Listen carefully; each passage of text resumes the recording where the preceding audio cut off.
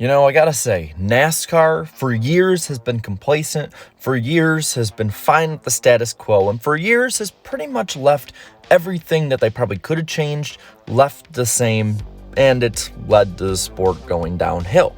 But now, they're making big swings. They're swinging for the fences at that. So, I want to talk about today what NASCAR has basically hinted to, alluded to, semi-announced, is that they're hinting that they're going to strip poor performing tracks of races in the coming years, and it's preparing to invest in new ideas like street racing. This was reported by Adam Stern, and I gotta say, this is something that makes me really happy, but a little bit nervous as a NASCAR fan. Nervous because of the unknown, but happy because we might see some good, substantive changes in the sport. For years, people have said that the schedule that NASCAR has is this long, droning on one where you have long patches of time with little action relatively compared to other parts of the year, and you're looking at tracks who just live off the TV money. Now, NASCAR has mock scheduled a 2031 schedule for their long-term reference of where they want to be by the end of the decade.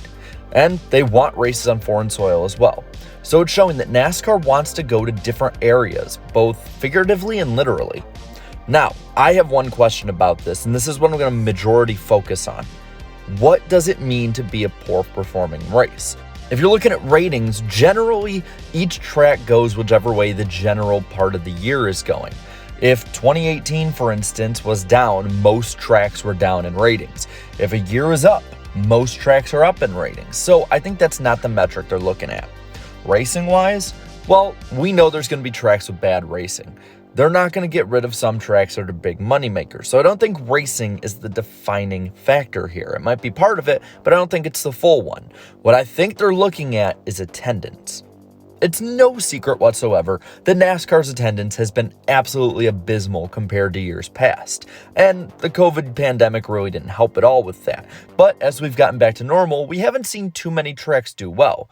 We've seen tracks, though, like Road America and Nashville do well for their allotted bit, but when you look at a lot of more old tracks, the ones that have been on the schedule for a while, you haven't seen much of a change, and if you have, they've went down in attendance. So, what are they doing? Well, I think NASCAR is looking to kind of let the market decide. The strongest venues will survive. If a race isn't sustainable without TV money, I don't think it should be on the schedule. Because TV money, while really good right now, isn't really guaranteed to be there long term. And if you are looking at a track who is living off TV money, has horrible attendance, and more than likely that attendance is either caused by a bad location, bad marketing, or bad racing, well, those things need to be changed because that hurts the sport overall. Complacency, like I said before, has really grown in a lot of NASCAR's different factions. Ultimately, though, more loyal fans and good racing should win out in this kind of scenario. Better racing is gonna bring people to the track. Look at Watkins Glen, for instance, having around 100,000 people at a lot of the NASCAR races. It doesn't look like that in the stands, but at road courses, people move around. And you look at places like Road America, who has a very loyal fan base, proving that NASCAR still, in this day and age, can get well over 100,000 fans at the track. I was at Road America, place was packed, energy was high, it was a great experience.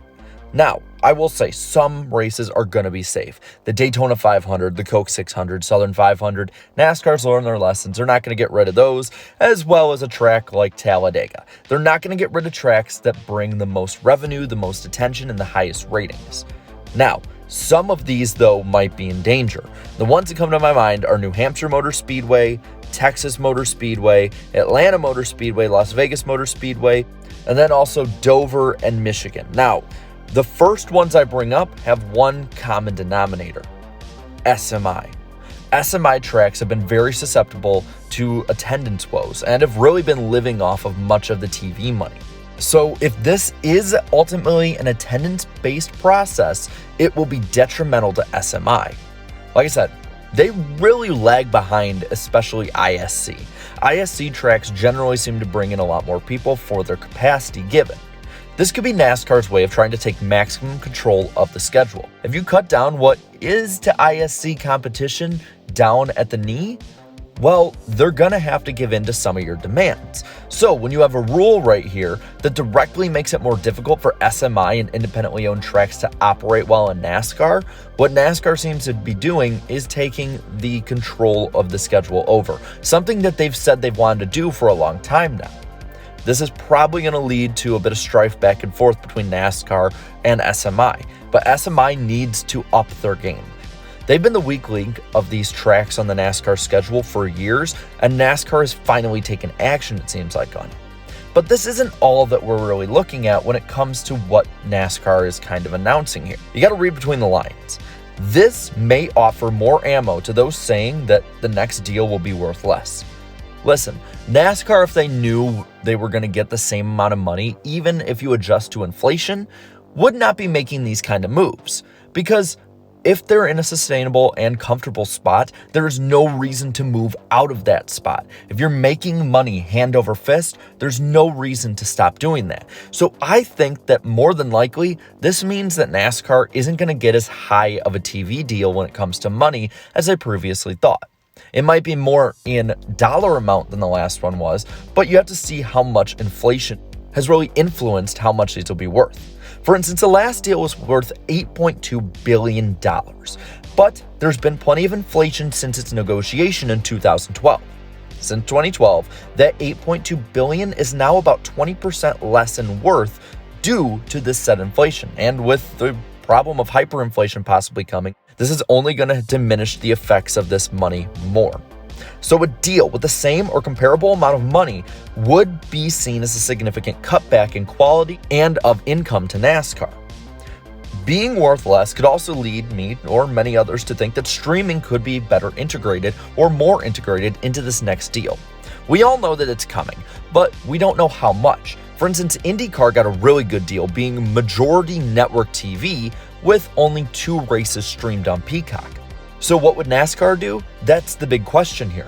They might put a bunch of races on Peacock. They might have a couple more races on Peacock than, say, IndyCar does, and the rest be on NBC as a fair trade-off. Better ratings for those races, while Peacock gets the shine that it probably really wants. Now, I will say something that's going to be huge here is that gimmicks are going to be huge, I think, in the 2020s with this, especially after the new TV deal. Look at Bristol Dirt and the Charlotte Roval, what SMI has done. This kind of thing I think is going to be attempted more because you're going to have these big flash in the pan moments that people aren't going to want to miss, so they're going to go to the races. For instance, you look at what happened with Bristol Dirt this year. Even though they had cut attendance, it seemed like more people were there even during the COVID problems than there were at the last spring race that fans were allowed at.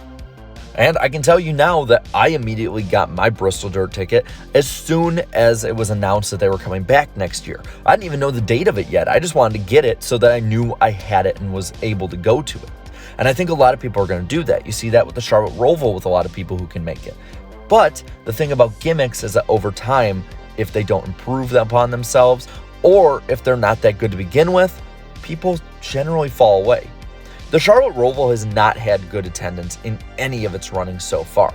The best was probably this year, but it still had plenty of empty seats. I personally think it's a great track and a great race, but if fans aren't going to show up, does it really deserve to stay around? I think that's the question that people need to be asking. How much NASCAR is getting in return, even if it is good racing? Maybe this could also make a better at-track experience. NASCAR's at-track experience has went up in recent years, but it has seemed like it's sort of leveled off. And NASCAR needs to improve this because there is no better way of getting a new NASCAR fan than bringing them to a race. It sells people. Even people who weren't really that into it will get into it for a while at least after going to a race because it is a once-in-a-lifetime experience if you've never went before. So, maybe they have better amenities. Maybe they have more different things around, like for instance, how some tracks will have the county fair be at the track during the race to maximize the income for both. Maybe they fix the insanely long lines at some of these tracks. Richmond, I'm looking at you on this one. And maybe, just maybe, we'll get some better internet access. I'm not going to be on my phone the whole race, but I can tell you between stages when nothing's going on and they're just doing pace laps, I want to see what's going on Twitter, what people think of the race. I want to see if they're seeing what I'm seeing. There are ways that every fan could benefit from having better internet access. So please, for the love of God, make it better. Now, What I think will be key in making this strategy work is full transparency. They need to publish attendance figures again. I know it's going to be embarrassing compared to the last ones they had put up. Even when NASCAR attendance was going down, when they cut off putting that up around, I think, 2012 or 2013, the numbers were still pretty high.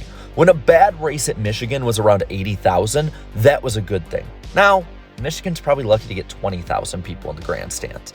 But that's not the point here. The big point is you need to let fans know what you are referencing if you remove one of their favorite races. Because if you do this out of the blue, people are not going to be happy with you.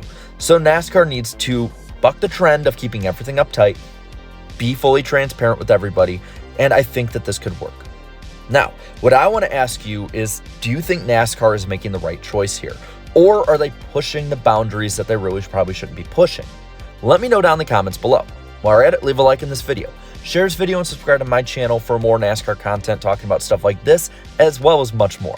And also to all my channel members, thank you so much for your support. It never goes unnoticed. So until next time, have a good one.